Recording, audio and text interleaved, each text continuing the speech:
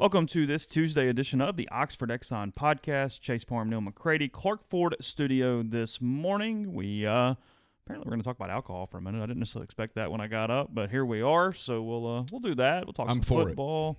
You're for it. That's the official statement from the McCready camp this morning. Pro alcohol. Okay, pro alcohol from McCready. We'll get into a few numbers. Why one internet rock star is an idiot this morning, and more here on the Oxford Exxon Podcast, brought to you single day by the Oxford Exxon. Highway 6 West in Oxford. Free gas for your sweepstakes. 9 more days to take advantage of that because it goes through Halloween. You can see that. Why is my chat not turned on? I don't know. Oh, it is now. Okay. That was weird. I need to chat on, talk to you people. We are up on the YouTube as well this morning. So anyway, yeah, Oxford Exxon, free gas for your sweepstakes. Runs through Halloween. All you have to do is get a Mobile Rewards Plus card. Hopefully you have that already because I've been telling you about it for years. So it'd be kind of dumb if you didn't. You can then fill up at least 8 gallons and a fill up. You're automatically entered into the sweepstakes to win free gas for a year with the Oxford Exxon. Again, coming to you from the Clark Ford studio. We are Clark Ford's in Amory, Mississippi. 662-257-1900's the number. Call it. Ask for Corey Clark. Tell Corey what Ford product you are looking for. He'll send you a quote within 15 minutes in business hours. Right to the bottom line. No hassle, no haggle. You get your quote. The rest is up to you. You can shop that quote around, of course. That's your prerogative. Or you can do what I've done multiple times now, and that's get into a Clark Ford. You'll love the product. You'll love the service. Corey wants to be your truck guy. He wants to be your car guy. He will prove to you what that means when you call the number 662-257-1900. So we had media availability with Matt Luke, Mike McIntyre, Rich Rodriguez yesterday. Injuries really the only note there. We'll get to that. A lot of, like we said yesterday, a lot of MRIs, a lot of things going on as far as injuries go with Ole Miss. But it's a bye week, so they have a little time. Sounds like for the most part, there's at least the hope of those guys being back prior to the trip to the Plains to face Auburn next Saturday, 6 p.m. By the way, for that start time. It's night game season. It is night game season. A lot of them. I mean, over and over and over. Can't be complaining right now. I can be complaining. You can be complaining. Well, we've been wrapping these things up around 1:30, 2 in the morning, something like that. We got another one of those. Yeah. Yep. I think the road games will be more fun because people have already been kind of drinking on their couch. They're already in a decent mood. They're kind of relaxed. I get it was 2 different games, and our sample size is so small. I understand that. But it felt like the home crowd, and that was a more winnable game. It was a game Ole Miss blew. A little more serious on Saturday after Texas A&M. A little more annoyed, whereas Missouri was a loss, but people could chill out, have a little fun. It was certainly a different demeanor from the home team when they were calling in. Well, the following is based on nothing more than my mailbag questions. Yes. I don't know that we're going to get a lot of chill for a little while. People are asking the same question over and over and You got over. the same question over and over and over. I basically got 30 different variations of the same question. Yeah. Some were creative. Some were straightforward. Very few were lighthearted. Mailbag up in the morning at rebelgrove.com. Yeah, it'll be up in the morning. It's brought to you by the Westin Jackson. I'll go ahead and knock that one out. The Westin Jackson. My brother is staying at the Westin Jackson tonight, so you people at the Westin Jackson, be nice to him. He's doing business down in the Jackson area. Does he get the McCready presidential suite when he stays? I would hope so. Okay, I would hope that he gets that. He probably will visit Estelle Wine Bar and Bistro. I don't know that he'll make it to Soul Spa, but it'll be there for him if he decides he wants to. Marriott property. He's a bit of a Marriott. I won't use the word Marriott connoisseur. Is he? Yeah. So there you go. Okay, that's good. Good job. So, all right. Well, we'll get back to football in a minute. Everybody likes talking alcohol for some reason. It's kind of funny. I mean, it happens with our threads at night. I like them too. It's fun. They get beer sales. Everybody wants to know how much, how many, how does that compare? There's something about alcohol that's a conversation topic just in general. I don't really know what causes that per se. I'm for it. That's just where you're staying here. So, anyway, Ole Miss as we on get Saturday into election night. season, I'm for it. As we get into election season. You know, because coming up. Yeah, it is. Coming More on that later. Yeah. Ole Miss, Saturday night. First time they've had alcohol has been well documented. 15,400 units, give or take. Means that many cans or whatever, however you want to do it. Got it. And when I first heard it, I thought that sounds low, but I had no idea what to expect. I mean, I have no clue. What do you think actual attendance was Saturday night? 46,000. Yeah, that's fair. Somewhere in there. I don't know. So let's take that for whatever. So I said, okay, what was anticipated? What'd you get? 15,400 units sold, give or take. That netted somewhere around grossed $128,000, something like that in sales. And that's like I said, that's coming off 46,000. We'll go with that number. Might be a little off either way. That's pretty much right at the industry standard, maybe even a little above from what I've been able to gather so far this morning. I know the athletics director at Texas A&M. I sent a text, said, how much alcohol did you sell in your first game? They sold 19,000 alcohol units for their first game, and that's with 76,000 actual attendance per Ross. So 76,000 actual attendance, 19,000 beers. So that's a worse percentage than Ole Miss's 15. My math's not great, but I'm going to say it's a little worse. Yeah. And then even for Alabama last week, with 98,000 actual attendance, they sold 31,000 units. So better number, bigger number. Yeah. A lot of people. Yeah. Essentially twice. Yeah. Twice the crowd, 31,000, 15,400. Pretty much the same. Right. So this is all coming off the Darren Ravel, the business analyst for was it Action Network now? I don't know. I don't even know who he's with anymore. You know, to me, and I told you this, I'm not going to. I won't go right to the punchline. But he's sort of developed a brand now of being ridiculous, of being outlandish, of being wrong. It's a weird brand to have, but he's kind of stuck with that brand. Did he delete the tweet? Well, it was so wrong that probably. I'm looking. I think he deleted the tweet. Probably somebody at Ole Miss jumped him too. Well, he was basing it off a Clarion Ledger story, and he didn't read the whole paragraph. No. Shocked. I know. We're all really blown away here. You're kidding. He's basing it off this, where it says, as was announced in August, Ole Miss will join the list of SEC schools selling beer at football games this season. Keith Carter told the Clarion Ledger he expects about 40,000 units, meaning cans of beer or cups poured on draft, to be in the stadium this weekend, with the hope from the athletic department that about half can be sold on Saturday. Their hope was 17,500. You have it there in case, hey. Hey, well, yeah, I mean, in all seriousness, good move. Yeah, sure, yeah, you don't want to run out, for gosh sake. No. And I think some spots ran out, but for the most part, they had a good supply. So if you wanted to take the numbers literally, they had 40,000 units, and they were hoping to sell around 20,000. Yeah. In reality, they were hoping to sell 17.5 or so. Yeah, that was the number that because they know, hey, we're probably going to get 46, 47,000 in the stadium. Industry standard says 17, 16, somewhere in there. All good. Yeah. So that's what they were hoping for. But Ravel instead, and I don't guess I have his tweet unless somebody screenshotted it because he deleted it. He calls it a major disappointment. He called it a major disappointment that they expected 40,000 to be sold. Pure math makes that completely illogical. Yeah, come on. I mean, that is asinine. I mean, every person in the stadium, including all of the little kids, are having a seltzer or a and then Bud Light. and then he quoted the article at me like as a gotcha moment. It's like, well, right there in the article it says you trying to sell about half. So okay, thanks. Not to get on a rant, really. Here's my lesson to everybody. Yeah, sure. And I mean this sincerely. Okay. We have been dumbed down as a populace to the point. I'm looking straight into my camera as I tell you this. Here's your parenting advice. Make your kids read. Teach them the importance of reading comprehension. And they will become what used to be just normal. They will become geniuses. Make your kids read. Remind them there's no YouTube segment on the ACT. And make your kids read and learn how to read something to its completion before you make assumptions and draw conclusions. And if you do that, years ago, that was just made you normal. Now it makes you a freaking genius. You're welcome. Is that what you got? I'm totally serious. Darren Ravel chose, because he was in such a hurry to have a Twitter hot take, he decided, hey, I'll read the first sentence.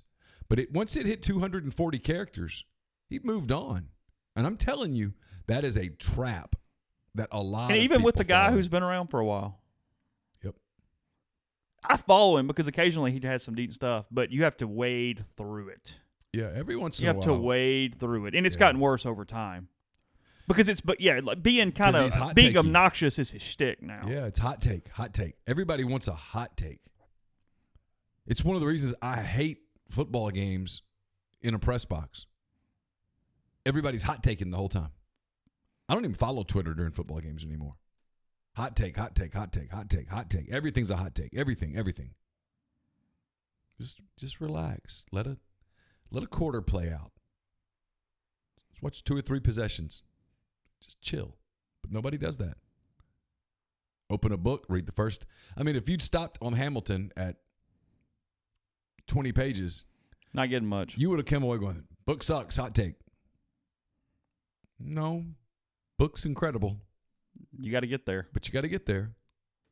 It's 150 pages of slog. I would even go higher than that. It's about 200 pages of slog, and then all of a sudden it becomes fascinating, where you can hardly put it down. Mm-hmm. But to get there, you have to set it up. I mean, if you just started on page 200, you'd be like, whoa, I don't understand. Sometimes you have to have some slog. It's a lot like I read a lot of true crime, and it's how the first 100 to 150 pages are setting up the victim's life and giving all the nuance and all the people and whatever. And it's a hard read because, frankly, there's nothing compelling about the average person from the standpoint of their mundane life. Sure, not the interesting parts, but just the and the sister lived in Topeka and this happened and this happened and this happened. And you're going, oh my gosh! But then all of a sudden, we have a climax. Right. And now here you go. Now here we go. But if you don't set that up, there's no context. Yeah. Which is much of what's happened with hot take season. Hot takes, and there's no context. True crime's taking such a dive with Ann Rule's death. Just a little comment there. Yeah. When you befriend Ted Bundy, you're a pretty good true crime writer. You have some material to work with. Yeah, you do. So I don't even know where I was at. I'm just talking about. Well, we were just talking about Ravel's an idiot. Yeah. Bottom line was they sold about what they thought they'd sell. Yeah, it's fine. And apparently, there was not an extra group of violence in the stadium on Saturday night. Apparently, everything just went okay. It's not what I heard. Dangest thing. Not what I heard at all. Became Bourbon Street in Vaught Hemingway. Is that what you heard?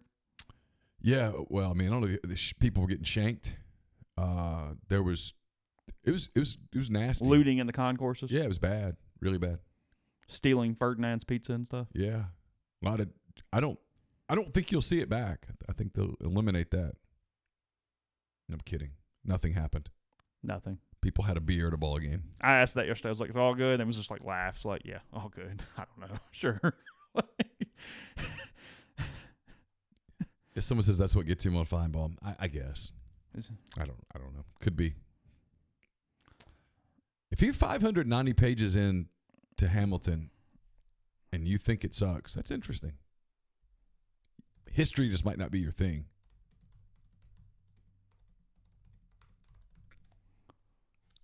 He's fascinating, and the way he got extorted and probably stopped him from becoming president of the United States, and he still kind of kept rolling. The way he documented everything throughout the entire affair and all, it's incredible. Yeah, we're just talking today. I mean, this is kind of become Tuesday's going to be the day this week that's slow. Tomorrow's not going to be. Today's going to be the day that's slow this week. I can go ahead and tell you. Yeah. And the rest of the week might not be slow. No. That's what I'm saying. I think today's the day where it's kind of slow. That's okay. No, it's all good. Yeah, I'm fine. I'm just trying to think. I mean, I know we're talking about Hamilton in the first 12 minutes of the show, but it's fine. World Series starts today. NBA season starts today. Scherzer cold tonight, too. Yeah, today's the 3-year anniversary of the Cubs winning the pennant. There's a lot going on, yeah. Okay. Is Hamilton and obviously the book and everything helps this. I get that. The musical, whatever. Is he the most famous American politician that was never who was never president? Ooh. You could argue easily he's the most significant because of the Treasury and just the way he put everything together. Does Ben Franklin count as a politician? Ooh. Okay, that's a good one. I don't know. I'll allow you to play both ways. It'd be really cool. I'm trying to think if there's someone not named Franklin or Hamilton who would fit into that spot. Having a hard time. I mean, I threw it at you without any prep or anything. That's okay. It's I'm thinking. I know that silence, as you think, is not great pod. I can't think of anybody. I mean, he had an extraordinary life. Somebody says Franklin counts because he was ambassador to France. Are we counting ambassadors? Yeah. Does that count? Okay. Yeah, sure. All right. It's those two. Okay. Franklin's life was fascinating also. You good with those two? All those cats back then were pretty fascinating. That's what's pretty. I love this podcast I'm listening to. I can't wait for the next one to drop because there's this assumption that politics just got dirty and slimy. It's like, no. Politics have been dirty and slimy since the start of time. It's always been that way. Yeah, there's just more resources and more ability to muck it up and be public now. I mean, Teddy Roosevelt would go out and basically try to chase criminals as the president of the United States. Yeah. Just try to beat them senseless. Yeah. Things are different. Things aren't better or worse or anything else. It's all the same. Just different. Yeah, it's just different. I mean, good grief. I don't know. Anyway, I'm kind of scatterbrained today. I don't know why. Well, we spent yesterday working on stuff. We did. We worked on some AD stuff. We laughed yesterday. Yeah. We'll get to that later. Yeah. Maybe not today. Soon. I don't know. I know people hate this, God, and I'm sorry. I get it. I know you're throwing stuff at your computer or your thing because I think there's some things we can say. Who calls you? Your phone was just ringing. I know. They know what you do at 8:27 every morning. I told you. I had to mute my watch this morning because when I get a text, my watch vibrates, and it was just bzz, bzz, bzz, bzz, bzz, bzz, bzz, bzz. Whoever just called him, unless it's super important. It was my mother. It was your mom? Was Come my on, mother. Mom. You would think. Well, you would think. I've only been doing it for 8 years, give or take. Come on, Mom. Is it important? No, because I just responded to a text explaining what was needed. That's what I was typing a second ago. Okay. I was responding to a text. Come on, Mom.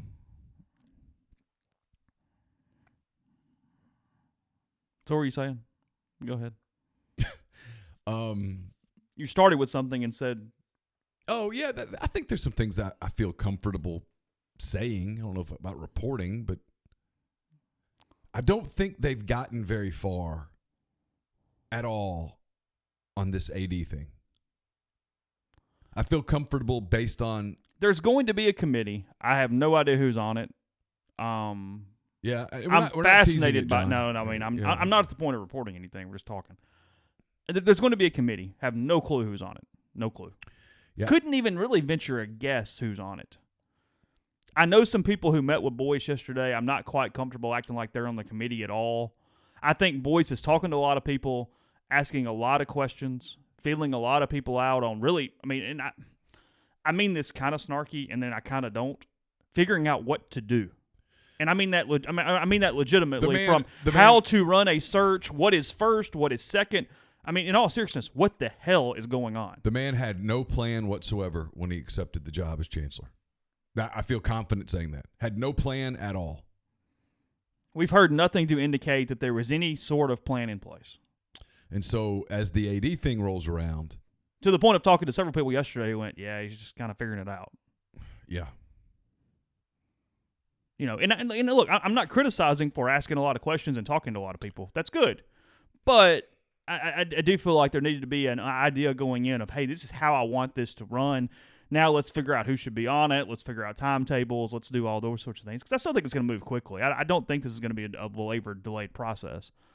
Yeah, I'm not prepared to say that. But the start has been more stuttered than I was kind of anticipating going in. I don't think there's going to be a quote, and I'm basing this just off some conversations. I don't think there's going to be a search, if you will. I don't. What do you mean? I think there are 2 or 3 established candidates, and that's who they'll talk to. You don't think it's one of those deals where the search firm or whoever they've got on retainer is the going out and chasing down people and recruiting them for the gig and all that stuff? I don't. You think it's not an internal candidate, but the pool's made up of mostly people that are known, if you will, to the Ole Miss contingent? Yeah, I think there's Keith Carter. There's John Hartwell. I do like how I can do quotes now and people see us. Yeah. The ESPN 8 thing. There's Keith Carter. There's it's a bold strategy, Cotton. There's Carter, Hartwell, at least one non-traditional candidate. And then I guess it's conceivable that they hire a search firm who comes up with a list of 10 names. But if they do all of that, then so much of the other topic is rendered moot. Because it takes longer. Today's October the 22nd. There's just limits on how long. There's limits on how quickly you can get. You're not bringing in a new athletics director on November the 20th, for example, and expecting. Hey, fire the football coach in 4 days. Expecting him or her to get the lay of the land completely over the course of time that includes Thanksgiving and make a decision. It's not going to happen like that. You've got to sit down and you've got to get money information. You've got to presumably sit down with the coaching staff. You've got to sit down with boosters, donors. You've got to get a feel for the pulse of it. And so if you're doing an outside candidate, he or she probably doesn't really have a grasp on those things because he or she is working at another school where he or she is wrapped up in whatever's going on where he or she is right now. Yeah, and I've got a question pertaining to that. I want to hold it here. We'll start it after the break. I'll tell you real quickly about Visit Oxford. Visit oxfordms.com/events. Everything going on in town this week. It's not a football weekend. There's still plenty, including today. The Art Crawl returns to the Powerhouse from 6 to 8 p.m. South Talks lectures continuing today at Malco Commons as well. It is reimagining and documentary filmmaking. Dr. Mountain Radio on Thursday, 6 to 7:30 as always. The Great 38 race weekend is this weekend. You can still sign up, I'm sure, if you'd like. It's a 5K, an 8-miler, or a 3-mile run, an 8-miler, and then a half marathon the next day. You doing it? Did it last year. I'm not doing it today. I think I'm going to run Batesville in a few weeks. You're doing the 10-mile thing? Yeah, I usually do Batesville. I like that one. I don't think I'm doing Oxford this weekend. So, but anyway, you can. It starts this weekend. The expo will be on Friday, so take advantage of that. Again, visit oxfordms.com/events. Speaking of visiting, if you are looking to visit someplace maybe in Europe or the Caribbean or I don't know, wherever, get in touch with John Edwards. He's part of Regency Travel Incorporated in Memphis. If you're thinking about a golf trip or an anniversary trip or just a chill trip on a cruise or whatnot, get in touch with John. He's part of Virtuoso. It's a worldwide network of travel partners that allows him to supply his clients with added values and unique benefits that are simply not available to other travelers. What you do is you give him a call, you give him some parameters, you give him a budget, and he'll take care of the rest. He'll give you some quotes, and no, you don't have to live in or near Memphis to take advantage of his services. 901-494-3387, or send him an email, jedwards@regencytravel.net. First-time clients can save $50 off their first booked trip just by telling John you heard about Regency Travel on the podcast. We're also brought to you by Grenada Nissan. If you're in the market for a Nissan vehicle, I highly recommend Grenada Nissan just off Interstate 55 in Grenada, Mississippi. They've got a complete selection of new and previously owned Nissan vehicles, great lease deals as well. It's GrenadaNissanUSA.com. We're also brought to you by Harry Alexander. Harry is an Oxford-based RE/MAX Legacy Realty agent. He's been in Oxford more than 40 years. No one knows the residential and condo market in Oxford better than Harry. He's also a big part of Savannah Square. It's a new 9-acre development, 0.7 of a mile from the Oxford downtown square, conveniently located east of North Lamar, just a short stroll from the Midtown Shopping Center.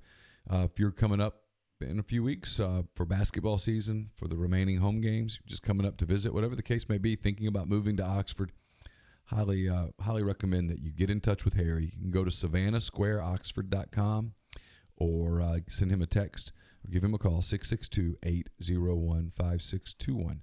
And we're brought to you by Oxford University Bank, OUB, locally owned and operated right here in Oxford. When you deposit money at OUB, that money and the vast majority of the bank's profits go right back into the Oxford community. OUB gives you the comfort of home, all the benefits the big mega banks provide, all the technology and products you can want, all with the personal touch. And when you call OUB, you speak directly with a live person. You don't have to wait 5 minutes or hit 10 buttons or whatnot. It's also home to Kasasa. It's the absolute best cash checking account. With Kasasa, OUB will pay customers 2.5% interest on their balances up to $50,000 and refund ATM fees nationwide. To learn more about OUB, check out Live Oxford, bankoxford.com, or call 662-234-6668. OUB is FDIC insured. Podcast also brought to you by Master Cuts Lawn and Landscape, and premium lawn care throughout northern Mississippi, but a lot more Also, including custom playgrounds, retaining walls, pool decks, outdoor living spaces, favorite patios, forestry mulching, and much more. That's your dream backyard. Easier than you think. Go mastercuts.com for a free quote or that same free quote. 662-607-7773. Again, that's gomastercuts.com. So we mentioned timetable here. What is the what's the drop dead? What is satisfactory for an AD being hired to then at least has a potential decision on a football coaching staff? I think it's like November the 10th-ish. You got to have at least 2 weeks to evaluate, to talk to people, to get a lay of the land. So November 10th? I mean, I'm just just talking. Top of my head. Yeah, that's what I kind of come to think of. It's doable, but if it's that, it's a very well-known candidate, or it's Keith. Or it's done. Yeah. Well, And listen, that's possible. It doesn't feel like it. Doesn't feel like it, but I'm not willing to give anyone the benefit of the doubt. Well, because look, what's done look like anymore? I mean, I'm not being a jerk here. I mean, in all seriousness. Not being a jerk either. It's like I was talking to somebody yesterday affiliated with Ole Miss, and they said, that's one of the problems. I mean, the connotation-wise, these searches look so bad right now. Just optically, every search looks bad. It's because the search was fixed.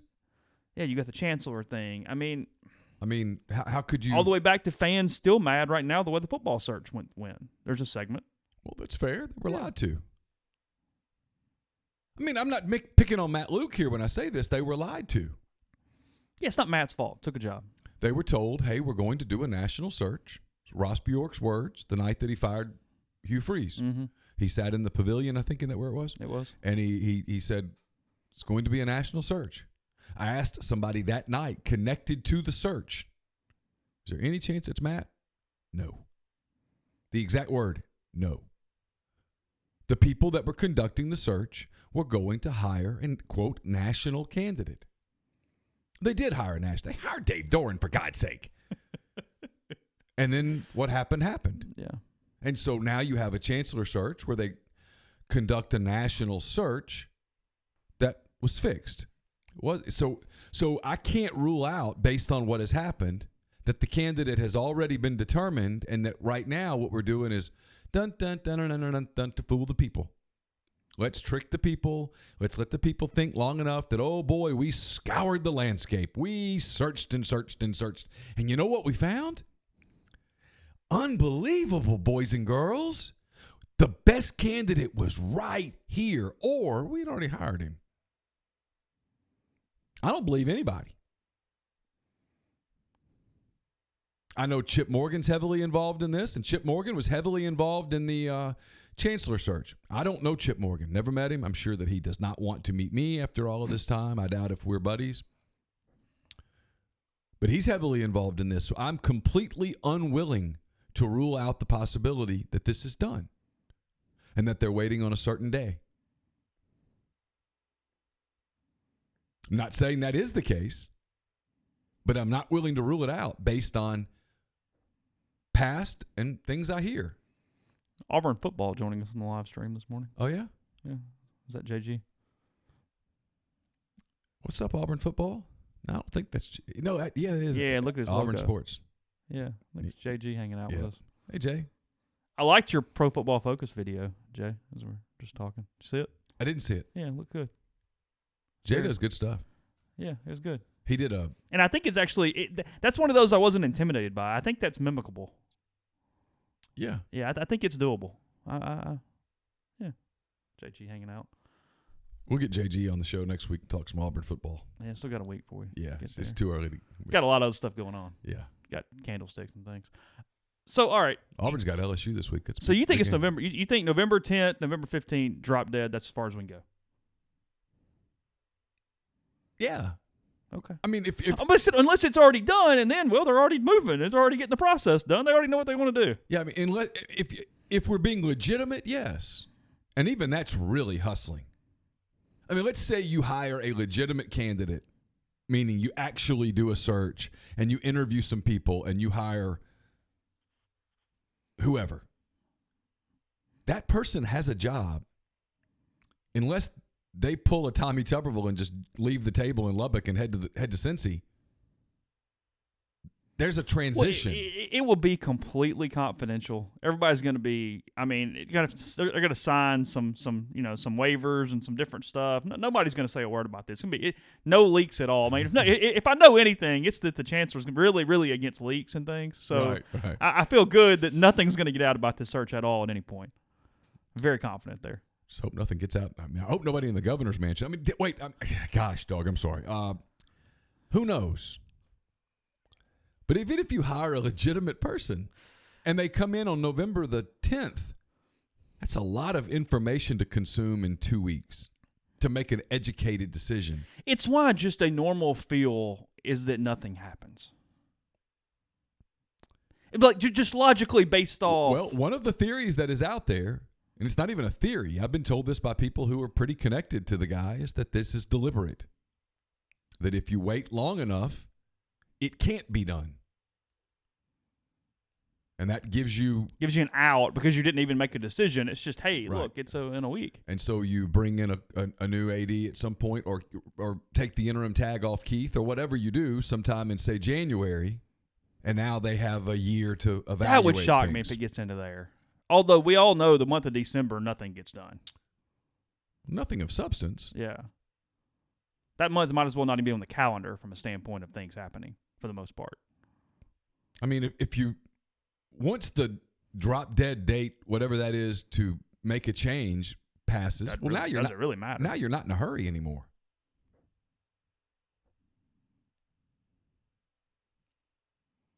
But I'm not putting anything past anybody. I mean, I've heard the names that are highly connected to this, and if it's those people, then it's podcasts. People want us to banner. Put really nothing behind this. I'm just kind of throwing this out there. Okay. Do you think we're headed towards some situation where the state game's all or nothing again for Matt Luke? It shouldn't be at all. That should not be the case, but that's not what I ask. Well, you got the AD thing, right? I mean, I'm just saying, though. No, I don't. Even if the AD comes in and goes, hey, I got blah, blah, blah, blah, blah, and I'm good, and hey, let's make some decisions. Well, if they announce, look, because let's play the game out. If they announce Keith Carter on November the 12th, well, obviously Keith is in place to make that decision easily. Well, then frankly, if in a meeting Keith and the people said, well, you know what, let's see what happens with the state game. If we win, we'll give him more time. If we lose, we're going to fire him the next morning. Well, then you have officially lost any credibility at that moment in time. Because if you're ever going to base a decision off one football game involving 18 to 22-year-old people where anything could happen, then you have no business doing the job that you're hired to do. I don't remember your take on this because I think that everything was so emotional and changing that it did make a huge difference. Do you think if they lose the Egg Bowl, Matt Luke's the coach after that? Yes. You thought he was it anyway? Well, did I think he was? No. Yeah. No. I'm saying, though. Looking back on what happened, absolutely. Okay. I think the same people would have gone to the chancellor, and I think the chancellor would have been every bit as desperate to keep his job in the plane so that he could fly around all the time, and he would have cut the same basic deal. Yes. I don't believe that game really – I think it made it easier for the power play to happen. Yeah. It's one of the only things we completely differ on. I think if they lose that game, Dave Doran's the coach today. So you think if they lose that game, I think the power brokers in Oxford don't go to the chancellor? I'm not saying that. I just think that was required to grease the wheels enough to make it happen. That's what I'm saying. I think without that, there's a lack of an emotional element. It's different. It just fair. Isn't enough, and Ross gets on a plane to Raleigh that morning. That's what I think. Yeah, you might be right. Because you do look. I know this is part of the reason, and I don't even know why we're talking about this. Like I said, I feel like we're bashing Matt Luke, and that's not my purpose here. At the end of the day, like I said, Matt took a job. That's it. Matt's done a pretty decent job. But you don't hire a coach so a couple dudes don't transfer. You don't hire a coach because of one recruiting class even. That's why I disagree with Jeffrey. You just don't. You make a decision based off how things move forward at a much larger scope than that. Yes. You either have the right guy or you don't have the right guy. And if you're 100% sure you don't have the right guy, you make a change. Yes. Today. Yes. That's CEO 101. Absolutely.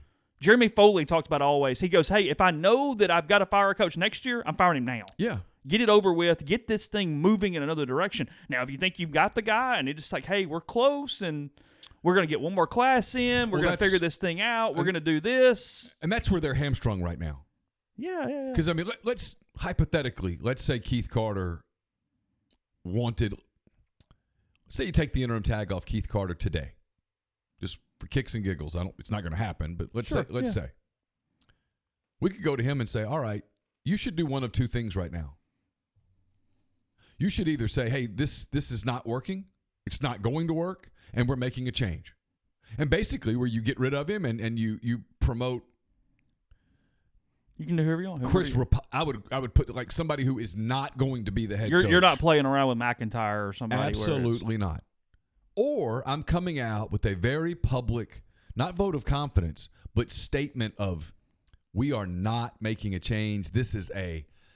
We knew this season could be difficult. We're playing a lot of young guys. I like the direction we're headed. I know we're not getting the results on the scoreboard, but I do believe we are very close. I think we are moving in the right direction, and everyone's speculating about a change. You can stop. There will be no change at the end of this season, regardless of what happens in these final 4 games. We are moving forward with Matt Luke and the staff. We're going to recruit. We're going to move. Yeah. Yes. You do one of the two things. Hey, you're talking to recruits. Hey, we're good, guys. All good. And come here. Yeah, and either one of those two things moves you forward. Mm-hmm. I mean, you can argue, and I'm sure there would be an argument about whether that was the right thing or the wrong thing or whatever, but that's definitive. But where they are right now is in this no man's land. Keith's an interim. Keith Carter could hold a press conference today and deliver the most impassioned speech in favor of Matt Luke, and it would mean absolutely nothing because he's the interim AD. Keith Carter could walk in today and say, hey, if we don't win 3 of these last 4 games, there's change. Keith doesn't have the authority to make that change. It's one of the same reasons why back in 2011 that was such a dumb Pete Boone press conference when he came in after the Vanderbilt game or whatever week that was. It all runs together because you went, well, you're probably out too. That's why I wrote the column the next day. Yeah, it was like, sure, but the column okay. that I wrote that you're like, are you really going to publish that? I was like, yeah. Oh, yeah, that was – we did several times that year. That was one of the first ones where it's like, hey, I'm about to hit the button. I'm like, all right, hold on. Let me pour a drink real quick. Yeah. Let me sit down. I said that he should resign immediately. Yeah. That he had just – I think I said he had emasculated the head football coach. And that once you did that, you would essentially announce to the world. And the irony is he had one, it came right after his strongest statement he ever gave as an athletic director, which was that Vanderbilt game when he called it unacceptable. The truth is, if you were going to have – this is to your point.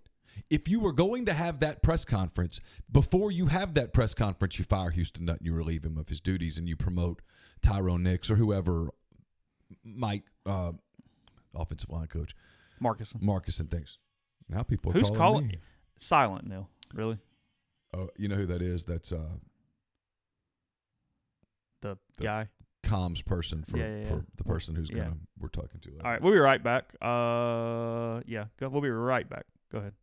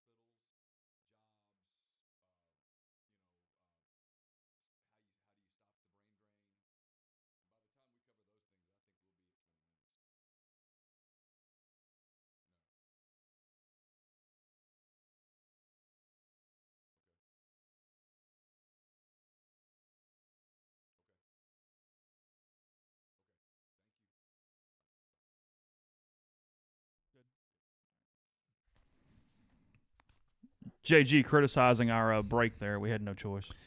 That was important. Going to the Mississippi State show right now. Sorry. Anyway, where we were before you didn't put your phone on silent. I'm glad I didn't. You could argue that you. I needed to take that call. Okay. Yeah. Fair enough. Whatever. So no, I know what I was saying. Okay. Sorry. Once Pete Boone had decided that he was going to have that press conference, you fired the coach. You fired the coach that day, and then you have the press conference. Actually, Pete Boone would have had a chance at surviving had he done that. But you can't split the hairs the way that he tried to. That doesn't work. Hey, Houston, I'm going to literally cut you here. I'm taking them off. Now finish the season. Go recruit. It was really a hopeless position. What he wanted to do was humiliate him. I guess he might have even been hoping Houston would quit because everything with Pete was about money. And so instead, Houston slogged through the next 7 few weeks and took it out on me that one day, and which eliminated whatever. It was over. And then after Kentucky, it was over. And after Kentucky, he was yeah. Actually, people are making fun of his speech that he gave to the Little Rock Touchdown Club yesterday. I didn't see it. That was genius.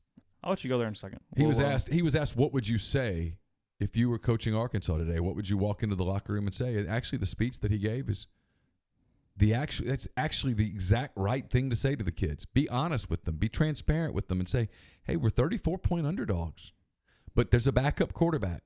And let's get after his ass and see what happens and make him beat us. And if he does, he does. And if he doesn't, let's go shock the world. Let's just all go 100 miles an hour and see what happens. Okay. Yeah, that's as fair as anything. Well, we'll talk a little more about this. Talk injuries in 1 second. First, about community mortgage, Oxford, Memphis, Soto County, and Chattanooga. Underwriting and processing is done in Memphis. Through local underwriting and understands your market. A leader in condo financing, the float down option, and with rates as low as they've been in about 2 years. Good time to talk to Jason, 662-234-2704 or JLOWE@communitymtg.com. I will be taping a Mind on My Money podcast later this morning. That is brought to you by Pinnacle Trust. You should listen. We've had a lot of really good shows. We had good feedback, too. It's based in Madison, Mississippi. It has clients in more than 20 states, has advisors in multiple states as well. They've been around since 1997, and they provide detailed, specialized investment management, financial planning, retirement planning for individuals and businesses, and much more. They also have the Pinnacle Trust 401k advisory services. So if your company's 401k is not performing up to your standards, get in touch with them, and their advisory services team will conduct a complimentary, no-obligation benchmarking and analysis of your current 401k plan. Mention that you heard about Pinnacle Trust on the Oxford Exxon Podcast. You'll get 10% off your first year's fee. The 2019-2020 Ole Miss Hoops season just around the corner. Don't miss any of the action of Coach Yo's women's basketball team, Coach Kermit Davis's men's team this season in the Pavilion. For tickets, visit OleMissTix.com. The Ole Miss volleyball team returns to the Gillum Center on Sunday as they take on the Kentucky Wildcats at 1:30 p.m. Admission is free. More information can be found at OleMissSports.com. The 2019 Men's Hoops Rebel Flex Pass is on sale now for just $199. Receive a ticket to every home game this season with varying seat locations from game to game. This will allow you to experience the Pavilion at Ole Miss from all angles. So visit OleMissTix.com, get your Rebel Flex Pass for just $199, and join the Ole Miss soccer team on Sunday at 5 p.m. as they host LSU. Admission is free, so take the family to enjoy Rebel soccer. We'll have picks up on Thursday. They're brought to you by Southern Craft Stove and Tap. Located off Highway 7 and Sisk Avenue, Southern Craft Stove and Tap places an emphasis on food and atmosphere, mixing the quality of fine dining with the come-as-you-are environment. Featuring 30 craft beers and offering a high-quality selection of cuisine and libations, Southern Craft Stove and Tap has you covered for any occasion. Join them for lunch, dinner, Sunday brunch, or have your favorites catered out. Catering orders placed online currently receive $25 off any order totaling $100 or more. So avoid the chaos of parking on the square. Head over and experience carefully crafted dishes with your favorite Southern ingredients. Southern Craft Stove and Tap, Highway 7 and Sisk Avenue in Oxford. What are our what's our Southern Craft coupons over there? What do we have? Oh, we forgot it again Saturday night. We'll do better. Yeah, we're gonna do this on Saturday, the next show. Okay, what are they? What do we have? Got a gift card for $50. Okay. That's pretty good. Got a gift card for $50. Got a gift card for $25. Another gift card for $25. And I've got all sorts of different like cards, like where you get $2 domestics, $3 crafts. Let's see, what do we have in here? Lots of stuff. Okay. One hell of a rubber band. Also, if you haven't subscribed to our YouTube channel and you're watching right now or you're listening, please do so. Do that, and also hit the bell so you get the notifications when we put videos up. Free, I would appreciate that. It costs you nothing. It costs you nothing. Free child's entree and drink. Question from the chat while we're talking: Who's better at being terrible, Jets, Bengals, or Dolphins? The Dolphins. They dropped a pass on purpose to not win a game. That takes the cake. What'd you think of Adam Schefter's reporting yesterday about Tom Brady possibly looking to continue his career away from New England? Yeah, I'll buy it when I see it. Yeah, I will too. But it was interesting. Everybody's selling stuff. You got a trivia question or something? We'll give away something right now to live listeners. You got something? Yeah. Come up with something? You got something? Yeah. All right. 3 years ago tonight, the Chicago Cubs won the National League pennant for the first time since 1945. They clinched it on a double play ground ball. Addison Russell to Javi Baez to Anthony Rizzo, who grounded into the double play that ended who grounded into the double play that ended the 2016 National League Championship Series. Ooh, I have no clue. No idea. He's no longer with the Dodgers. In fact, you have this answer though. Yes. Izzo Puig. That is correct. That is correct. Okay. Let's see. ALDRID35 is our winner. DM us on Twitter, send us an email, do something. Just contact us. I don't know, however you feel. We'll get you some stuff. Yeah, we'll throw you something here. So good. That was fun. That was quick. That was very fast. I think that person had to know it. It's hard. That'd been hard to Google in 10 seconds. Yeah, you'd have to know. I think you might just had to know that. So not bad. Anyway, I always thought it was one of the really. It made me a little bit of a Dave Roberts fan. That play at first, he was out, but the play at first was close enough that the Dodgers could have appealed it, and Dave Roberts didn't. He didn't. He knew he was probably out. Let them have their moment. I'm a little mixed on that. If you think you got even a shot, it isn't your. I guess your obligation to your team is to give them every single possible moment. But I think he knew he was out. And rather than delay it for 2 minutes. It's a lot like the political candidate that knows that, hey, that recount's not doing much. Let's move on. Yeah. So injuries. I know it's a bad segue. I was in Tiger Stadium that night and thought to myself. Is that the night you drove all the way back? In the middle of the night? No. No, that was 14. Yeah, it was 14. That was 14. That was really stupid. It was a long drive. You talked to me. Jeffrey talked to you for like 4 hours in the middle of the night. Yeah. Jeffrey's bailed me out a couple of times. I mean, just. Well, the one night that he really bailed me out. Was that Dayton? Dayton. And I had to get to Nashville to catch a flight to Jacksonville at 6 a.m. Oh, between Jeffrey. I got lucky that night. Jeffrey stayed up and talked to me for hours. And then as I'm fighting sleep, that happened to be the night that MLB Network had spent the day at Cubs camp. Mm-hmm. And so all of their content was Cubs stuff. And it was enough to just barely get me into Nashville on fumes. Okay. What is Dayton to Nashville? It was 6 hours. Oh, was it really? Yeah. That far? Okay. So let's see. A lot of guys banged up. It was by far the most physical from an injury standpoint for Ole Miss this season. John Rice Plumlee, small procedure on his knee this week. He's expected to be okay for Auburn next week. Eli Johnson got a couple different issues, including turf toe. Ben Brown's banged up. Alex Givens is banged up. They're going to do an epidural, see how it goes. They don't know if surgery might be needed at some point or not. No one's real sure about that. Elijah Moore's banged up. Am I forgetting somebody? You mentioned Plumlee? I did, yeah. A lot. Ely's in concussion protocol. Ely is in concussion protocol. It was not flu-like symptoms. Yeah. It was a concussion. Why did they say that? It's dumb. Jay says JRP will be ready for Auburn, so I'm glad. I think he will. I'll be shocked if John Rice does not play that day. But here's what's interesting. Practice this week, there ain't nobody out there. How healthy will he be? For a running quarterback.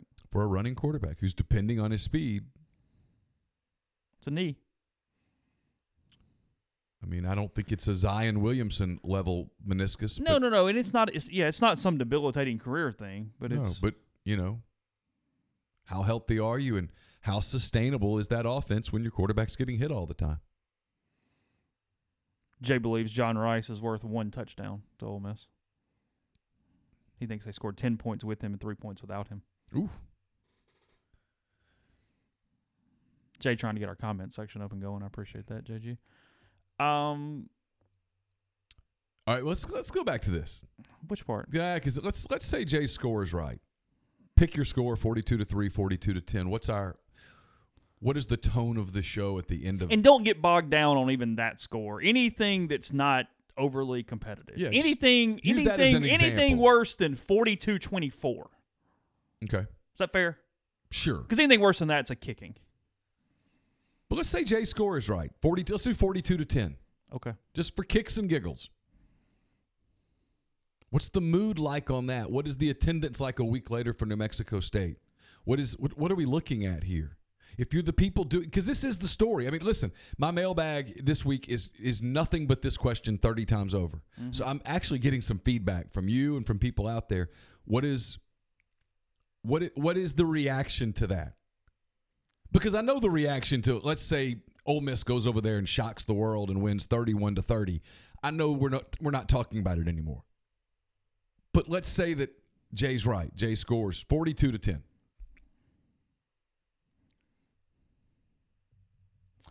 People are more logical after road games and home games. By definition. Okay. My opinion.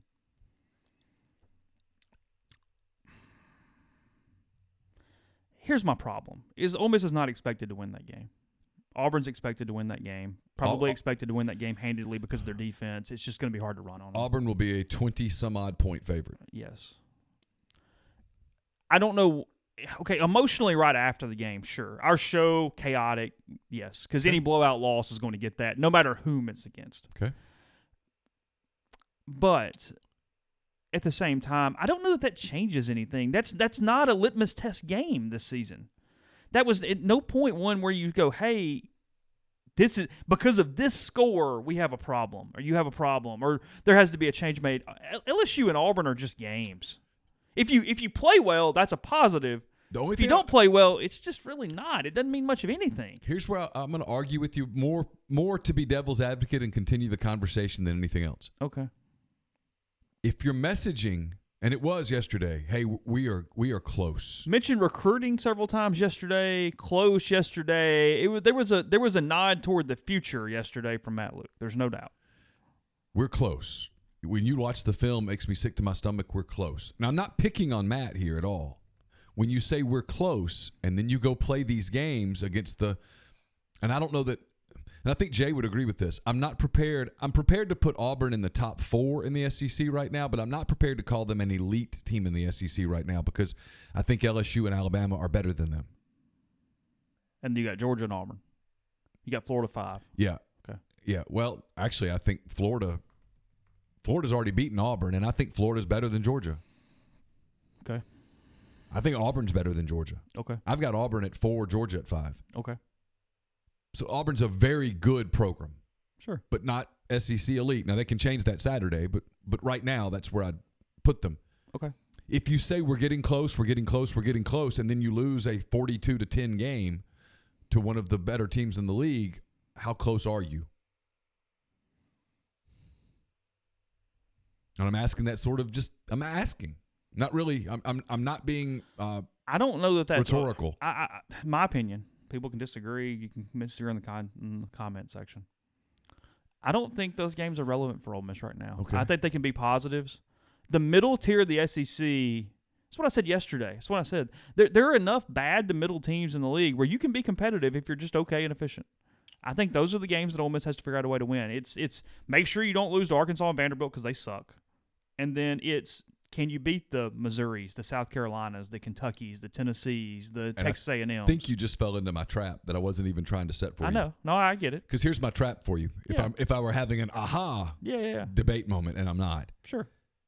If the Auburn game doesn't matter, New Mexico State doesn't matter. Well, no, that doesn't matter. Assuming a win. Same thing. Yeah, you win just like the Auburn. Hey, if you lose, okay, whatever. And LSU doesn't matter based on what you said about Auburn. Here we go. Now, are we saying it's all or nothing? Because if those 3 games don't matter, then you already have enough evidence to make the decision, whatever it is, and the lack of leadership, unless Boyce, Glenn Boyce could step to a podium and end this. Right now. Now, he could, no doubt. Glenn Boyce could step to a podium right now, hold a press conference. He could walk into the team meeting room next Monday and say, this is the coach. He's got more time. I believe in this, and this. Y'all can stop this conversation. He's the guy. Because if and you're not the only person who would say that. Hey, I'm not going to judge on what happens at Auburn. Auburn's really good. Auburn is steady. They've had the same coach for a number of years. Ole Miss is not in that tier yet, and that's not. So if that game's not worth judging, and New Mexico State's not worth judging because and LSU's not worth judging because they're at right now number 2, and they might be number 1 by the time they come to Oxford. If that's the case, then you have the evidence to do what you want, unless you're going to be foolish enough to go, hey, this thing's going to come down to 1 game. That's so dumb. So dumb to say. And I don't think it is coming down. I'm sorry, I'm hitting the camera, not meaning to. I don't think it is coming down to 1 game, but we're getting closed. No. The state game is going to direct the tenor, though, because it's the last chance for a coin flip win. Yeah. Arkansas was no longer a coin flip. Vanderbilt, even though they beat Missouri, was not a coin flip. Ole Miss was the clearly better team. And then look, it's at least worth saying as we do this full circle, that's a positive for Ole Miss. They're out of that tier and that crap. You know what I mean? Yeah. They're not the worst team in the league. No. And they've been doing a lot of NCAA crap. They're not the worst team in the league, so that's good. At worst, Ole Miss is the 12th best team in the league. And we can make some arguments when we play the game and whatever. Who cares? Tennessee, State, Kentucky, whatever. But other coin flips: Cal, Memphis, A&M, State. If you go 0-4, well, you're not progressing. You're not like I get the learn how to win thing, but that's too easy and that's too simplistic. You know what I mean? Yeah. Got to figure out the quarterback thing. Got to pick a quarterback. That's what bothers me. The lack of picking a quarterback has led to at least 1 loss this season. Yes. Yeah. Either one, in my opinion. But if you pick Plumlee and you go, this is our guy moving forward, consequences be damned, well, now you've got to start changing the way that you recruit that position. Because you can't assume that he's immortal. You have to assume that his bones can break, that his ligaments can tear, that you might have to replace him, and you spend the entire fall camp and stuff installing a John Rice Plumlee offense, and then he gets hurt in week 1. Well, who replaces him? A passing quarterback where now you have to change everything? You recruit to a different – it's why I don't like that path. I like a package with him. I don't like him being the guy for that reason alone. Just the durability of it. Just the – real, and you're going to go recruit to that? Hey, Brandon Buckhalter. Hey, Antonio Harmon. We want you to come play in this offense. We're going to get you. Now that is one thing is when you go, if you do and whatever, Plumlee full time as moving forward full time. It is a deal where that has to become the program identity because you have to recruit a certain offense for that. And I don't think Matt has the capital to do that right now. To change what it looks like. Because look, Mike McIntyre's done a hell of a job this year. He's been good on the defensive side of the ball. Really good. He's made them into a competent defense. Yeah, and they're running a 3-4, which is what most of the NFL runs. They bring in a nickel and they take out a linebacker. That's what most of the NFL does. It works. Rodriguez has been dealt a bad hand in some ways. The offensive line has no depth. Is not particularly good in a lot of spots. Inexperience. You got freshman quarterbacks and all this stuff. So look, this is not an easy thing. Let me make that very clear before I say this next sentence. Yeah, I think I know where you're going. He's also dealing with a little bit of what Chip Kelly's dealing with at UCLA, which was a lot of the innovative stuff that was really exciting at West Virginia and even Arizona early, and some of the stuff. That's just typical now. That's what everybody does. There's nothing particularly innovative about that level of offense, that type of offense at this point in 2019. I mean, in a lot of ways, the more grind down stuff is even a little more innovative because they don't prepare for that. You don't see that every day. Whereas, I mean, look, tempo is no longer even a little bit of a thing. Hurry up, no huddles, no longer even anything of a thing. And a lot of spread concepts in the run game are no longer a thing. So there is a little Chip Kelly to this where I think Rodriguez has got to find that next innovation, that next something here, because they're just and some of this is because of reads, and some of this is not all on the OC at all. But at the end of the day, they're too predictable right now. It's just it's pretty bland offensively. Whether that be personnel, play calling, whatever you want to call it, that's your decision. It doesn't look right. Here's where I come from on this. Most of sports, most of business is copycat, right? Of course, yeah. Okay. So if you're putting together a plan of operations for your Major League Baseball franchise today, what organizations are you emulating? Well, depending on my payroll, I'm emulating the Yankees, the Dodgers, or whatever, or I'm emulating maybe the Twins and the Braves or whomever. Yeah, the playoff teams. Sure, whatever. The two teams in baseball with the highest contact percentage this year were the Houston Astros and the Washington Nationals. So you're looking for contact. Guys who can put the ball in play. You're looking for pitchers who can – right now it's strikeouts. It's no longer about ground balls. It's about strikeouts. Look, Moneyball changed because everybody went to Moneyball. So exactly. Moneyball was no longer Moneyball because of that. So here's my problem with what Ole Miss is doing offensively with this run the quarterback as your primary weapon. If that were the most efficient way to win football games, wouldn't Alabama be doing that? Wouldn't Ohio State be doing that? Wouldn't Oklahoma be doing that? Wouldn't at least somebody nationally be doing it effectively? And no one does because you can't recruit the skilled players to that. Well, I mean, there are running elements to Oklahoma's offense, Ohio State's offense, along those lines. Yes, but Jalen Hurts is a gifted passer. Tua is a potential top pick.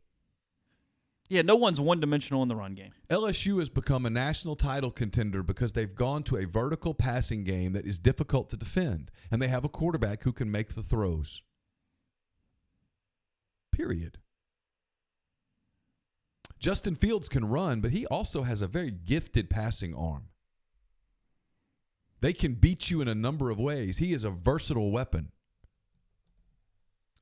With Plumlee so far, it's fades, an inconsistent deep ball, and sprint outs to his right, throwing on the run on drag routes and out routes that have been very inconsistent. Now, I'm not saying he can't improve as a passer. He almost certainly will to some extent. But he has to improve a lot as a passer. And I still go back to my main question, which is if you're going to have him as your quarterback in a very run-oriented offense with the quarterback's legs being weapon number one, you have to recruit depth at that position. You've got to completely commit to it, in my opinion. That's not what Grant Tisdale was brought in to do. That's not what Kincaid Dent was brought in to do.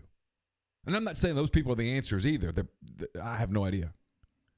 It's not what Matt Corral was brought in to do. So you've got 4 quarterbacks on your roster, only one of whom was brought in to do that. So if you're going to go with Plumlee, you've got to go get more people like Plumlee. They're bringing in Robbie Ashford. That's not his game. And you better recruit the heck out of offensive linemen and running backs and realize that your wide receivers are going to be much more block-oriented and less explosive. I mean, you should be getting Jimmy Holiday if you're going to go this route. Go get a running quarterback who's an elite high school runner. It's why I'm starting I know there's a plan because I've talked to people who are putting the plan together. But if this is the route they're going to go, they've got to get more assertive with it. They've got to get more convicted with it than they are. And I don't know. The lack of leadership over there is haunting them right now because it's preventing them. It's not even about firing Luke, but it's about supporting Luke. There's no one to support Luke. Yeah.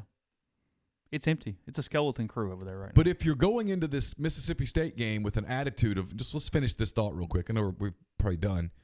If you're going into the Mississippi State game with this attitude internally of, well, let's see what happens tonight. Okay. What if they lose? On Friday, I'm firing the coach with no plan. I haven't laid the groundwork with anyone. I'm just assuming that I can go out and get a guy quickly. And if they win, all good. Fine. Don't worry about it. To me, that's insane. Yeah. That strategy is you deserve bad things to happen to you when that's your strategy. Yeah. Quick final break. Tell you about G&M Pharmacy on South Lamar in Oxford. 662-236-2222 is the phone number. Flu season is here. Tyson Drugs and G&M have flu vaccines available with a $0 copay on most insurance plans. Don't have to wait around for an overworked pharmacist at a chain drugstore.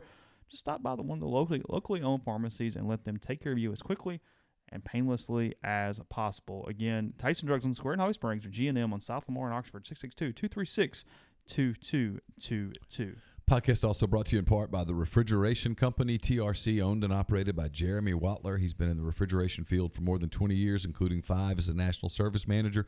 At TRC, they understand that great service means being responsive. Their highly trained, responsible, and dedicated staff are available 24/7 to ensure your complete satisfaction. They specialize in ammonia refrigeration but work on any other HFC, HCFC, or CO2 systems. They are building winning relationships with customers in baking, cold storage warehouses, ice production facilities, and facilities serving dairy, food, poultry, and catfish processing. TRC is based in Spanish Fort, Alabama, but they're licensed in Texas, Louisiana, Mississippi, Tennessee, and South Carolina as well. They can handle all of your company's refrigeration needs, including installation, fabrication, service, compressor rebuilds, ammonia detection, calibration, vibration analysis, and more. To learn more about them, call Jeremy Wattler at 251-348-8533 or email him at jeremy@therefridgeco.com. You can follow them, TRC, at The Refrigeration Company on Facebook or at their website, therefridgeco.com. Podcast also sponsored by Elite Dental Care with offices throughout West Tennessee and Germantown, Jackson, and Trenton. Elite Dental Care has 5 doctors with more than 75 years of combined experience, and with their different areas of expertise, the doctors at Elite Dental Care offer convenience along with the latest in technology. In addition, Elite Dental Care is a family practice, so the entire family can be seen no matter age or severity of problems. They focus on staying up to date on all the latest technology, including intraoral cameras, digital x-rays and impressions, 3D x-rays, and more. They offer both conscious sedation and IV sedation for patients. So all you need to do, if you're looking for a dentist in West Tennessee or the Memphis area, is get in touch with Dr. Mark Harper, Dr. Clint Buchanan, and Dr. Mike Farah at Elite Dental Care. To reach them, go to elitedentalcare.com. And we're brought to you by the College Corner. It's your one-stop Rebel Shop, now with 2 locations in the Jackson area, in Ridgeland next to Fleet Feet, and the new location in Flowood next to Half Shell. If you don't live in Jackson, it's not a problem. You can visit them online at collegecornerstore.com, plus Facebook and Instagram. Don't waste your game day in Oxford stuck in traffic and long lines to get your gear. Stop by before you go, and their staff will have you in and out and on your way. The College Corner has you covered for all your tailgate and home gate needs. They have the largest selection of Rebel gear in Central Mississippi. Throughout the month of October, mention Rebel Grove at checkout. Get 15% off your entire purchase. You can also use it online. Just put Rebel Grove in the coupon tab at checkout to get the same discount. So we'll finish with some NFL stuff here. All right. Got power rankings from ESPN came out yesterday. How many of these teams do you believe can win the Super Bowl? Okay. Or get there, either one. Yeah. Because if you get there, you can win it. Yeah. One game. One game. Patriots off their Jets' destruction, obviously. Yes. They're very, very good. I like their chances. Their point differential is the second highest through this many weeks in NFL history, behind the Buffalo All-Americans in 1920. I remember them. They were good. Yeah, very, very good. Yeah. Saints at number 2. Yes. Power rankings. Absolutely can You're win the fine Super with them Bowl. at 2. Yes. Okay.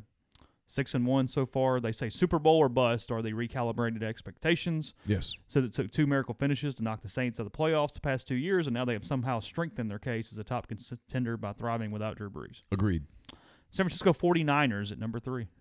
Feels a little high, But they're 6-0. But they're really good. Garoppolo's playing pretty well. They are very good on the defensive side of the ball, and I could see. ESPN has their expectations should be winning the NFC West at a minimum, but for year one, win the West. Yeah. Hold off the Rams and the Seahawks.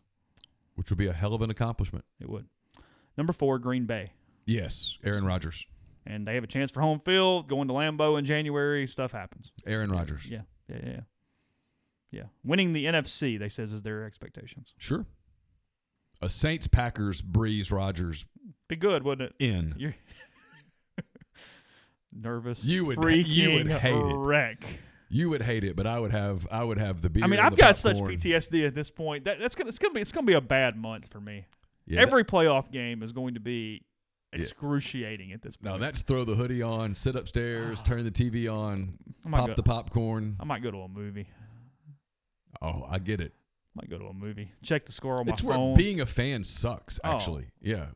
Just being a casual fan. No, look, is your awesome. team being really good is more painful than the opposite. Yes. When they're kind of up and coming or bad, it's sort of fun and flighty in a way. When they're good, it sucks. Oh, I agree. Man. Yeah. Some windows are closing. Not going to get a lot of opportunities. This is it. When they lose in the playoffs, you go, I got to wait a year for this again. Yeah. Just to be miserable for 2 more weeks. Excruciating. Kansas City Chiefs at 5. What's Mahomes? I don't know. Yeah, I mean, look, as long as he's there, they've got a chance. But I'm not crazy about their defense either. Okay, this is where it starts getting a little different. 6, Baltimore. Expectation says contend for an AFC title. It's fair. Essentially get and play New England and whatever. And he's good enough. He's good. He could pull it off. They have a 2.5 game lead already in their division. It'd be an upset, though. It would. Yeah. 7, the Seattle Seahawks. Sure. Yeah. Have a pedigree, championship pedigree. This one's interesting. ESPN has their expectation only at win the NFC West. No, I think it's realistic that they could win the whole thing. Look, Russell Wilson is capable of going to Green Bay or New Orleans and winning a playoff game. They point out that of their, they'll have a plus 5 point differential with 4 of their victories coming by a combined 8 points. Yeah, but that means you can win those kind of games. Yeah. Playoff games are going to be those type of games. They finish it and say the 30-16 loss to Baltimore on Sunday was a troubling sign for their ability to win when Wilson isn't playing at an MVP level. Agreed. Especially in the NFC, to get there, that requires you going through Breeze and Rodgers and these kind of guys and probably not with home field. Sure. Where it's going to be loud. No doubt. Vikings, 5-2, number 8. I watched them the other day against Detroit, and they really looked the part, Chase. I would not want to draw. If I'm New Orleans or somebody, I don't want them in the divisional playoff game. Then you're going to get somebody like them, and it is what it is, but they're scary. Kirk Cousins became the first quarterback in NFL history to record at least 300 passing yards and a passer rating of 135 or higher in 3 consecutive games right now. So he's playing at his best level of any point. This is where I'll just say, just give me a quick yes or no, because it's mostly going to be no. Buffalo, 5-1. No. Houston, 4-3. No. Rams, out or no? No, I'm not out, but their expectation at this point is just keep the playoff streak alive and get in and see what happens. Ramsey makes them better. That's what'll happen. They'll be the dang 6. Saints will be the 3, and they'll get the Rams first. See, I don't think the Saints are going to be the 3. Either the 1 or the 2. Yes. Probably the 1. I mean, somebody's got to beat the 49ers, but the 49ers have to come to New Orleans. Yeah, my guess is that Green Bay will lose a couple of games. It feels like the 1 and 2 spots are New Orleans, San Francisco, and Green Bay. It's New Orleans and Green Bay. Okay. I mean, if we're buying a 14-2 Niners, that means they go to New Orleans and win. Yeah, it's a hell of a turnaround. Yeah, I mean, there's your coach of the year. Yeah, Cowboys. No. Colts, Panthers, Eagles. No. That's it then. I'm not going any farther because the Bears aren't. No, they're dead. No. Bears should think about trading for a quarterback right now. He's awful. Yeah. I'm excited. I watched that. He's awful. I mean, if I'm the Bears, I'm picking up the phone. I'm calling the Giants. I'm calling some people. I'm asking around about guys. You know, I mean, you're telling me Eli Manning would be worse than Mitch Trubisky? And if I'm the Giants, I wouldn't take a 4th-round pick for Eli today? Why not? Now, Eli might say, I'm not going. I'm here. I'm not leaving. But I'm making that phone call. The trade deadline's Thursday. I'm absolutely making that call. Hey, we'll give you a 5th-round pick for Eli Manning. Sure. If Eli signs off on it, you bring him in, you make him your quarterback. And you give up. You're done. If you're the Bears? Yeah. Well, I mean, Eli would at least give them a... I'm saying, are you giving up on Trubisky? Yes, You're done. yes. You're finished. Yes, you're stopping the conversation by admitting that you missed it. If the playoffs were today, again, we got a long way to go. Sure. But for the heck of it. Yeah. Your wild card weekend would be the Green Bay Packers hosting the Minnesota Vikings. I'd watch. And the Dallas Cowboys hosting the Seattle Seahawks. I'd watch. The Niners will be the 1, the Saints will be the 2. Okay. So, for scratch purposes, Saints, Packers, 49ers, Cowboys. Give me literally all of the popcorn. Yeah. I'm in.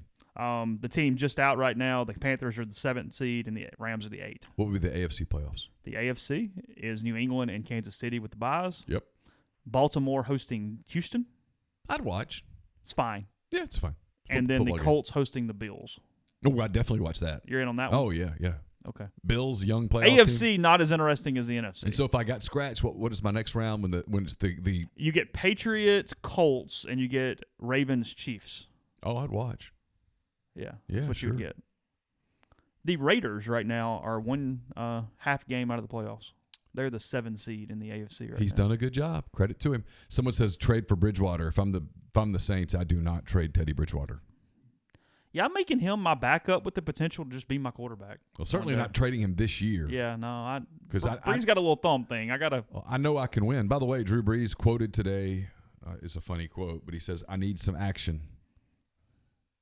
If it were up to Drew Brees, he'd would play versus the Cardinals. Sean Payton's being smart and being a little cautious with, "Hey, man, chill.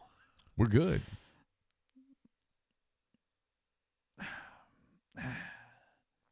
Brees told WWL he is, quote, close, end quote, to returning. "I'm tired of just throwing on air. I need some action. I need some competition." He ain't playing for 2 more weeks if I'm Peyton. He can return against the Falcons. When asked if he was targeted for Brees's, if this weekend was targeted for Brees's return, Sean Payton said no. "Incorrect. I'll fill you guys in day by day. We're not targeting. We'll see how he's doing, and we'll give you the news once we feel like we're ready to." You play him against the Falcons. Brees says, "I want to get out there as quickly as I can. I want to be smart about it. I'm not going to go out there and play unless I know I can get the job done." And that's the tricky thing about this. I need to compete. I need to get into more real-life situations. I can stand here and throw a ball all day, but I need to get back. You do not play him against the Cardinals this week.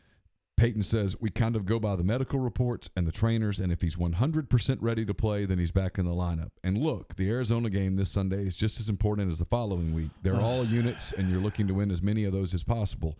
So when you're talking about an athlete at the NFL level, the trainers and doctors do a great job. The players rehabbing, there's a lot of time spent in the training room. And when they're ready to go, they're back in the lineup.